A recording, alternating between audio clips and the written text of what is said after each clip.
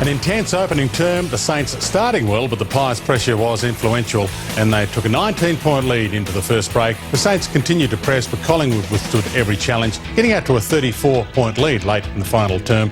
But the Saints pulled that back to a respectable 19 points at the final siren.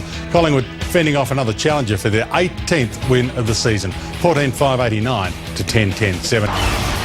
For the second consecutive week, Port Adelaide failed to kick a goal in the first term, while the Hawks piled on 8 majors, and the show didn't stop there. A 92-point margin at half-time should have had the Hawks cruising, but they didn't let up. The final score was their biggest victory ever, and for Port Adelaide, their record-breaking loss to Collingwood was eclipsed in 1 week. The final score, 31-11, 197 to 5-2-32.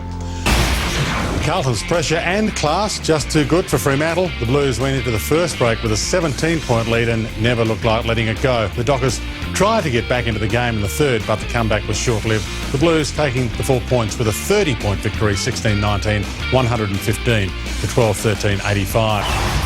A terrific opening term from the Bombers, giving them a 33-point lead at the first break. The Dogs came to life in the second, but Essendon slowed their momentum and the margin was 48 points at half-time. The Dogs continued to show sparks of form, but Essendon had their measure, doing their finals aspirations a world of good with a 49-point victory, 23-12, 150 to 15-11, 101.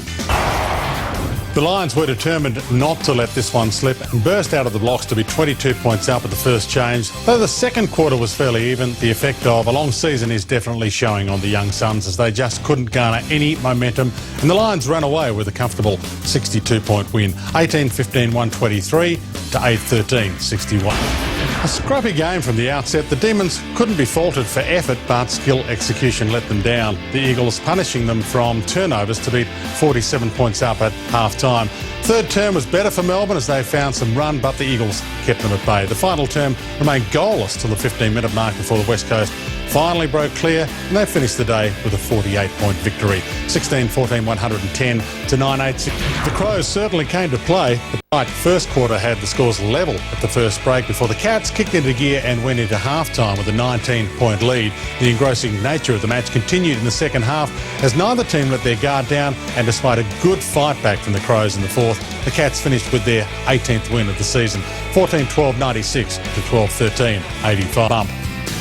To the premiership ladder, Collingwood and Geelong with 8-team wins still on top. Hawthorn and Carlton make up the top 4. West Coast still a top 4 chance. St Kilda, Essendon and the Sydney Swans vulnerable in 8th spot. Fremantle and North Melbourne want that 8th spot. Melbourne, season over, same with the Western Bulldogs. Richmond, Adelaide, Brisbane Lions, Gold Coast and poor old Port Adelaide look like winning the wooden spoon.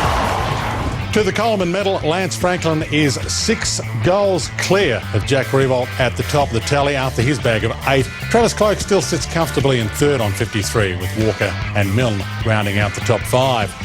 To this week's matches, starts with a ripper on Friday night, Carlton and Hawthorn at Etihad. On Saturday, the Gold Coast and Adelaide on Fox Sports 1 from Metricon, the West Coast and Essendon at Patterson Stadium in a huge game.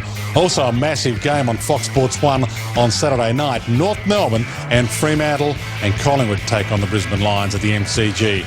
On Sunday, huge Fox Sports doubleheader starts with a massive game, the Swans and St Kilda from ANZ. Port Adelaide and the Western Bulldogs meet at Amy, and Melbourne and Richmond at the MCG. Geelong has the bye.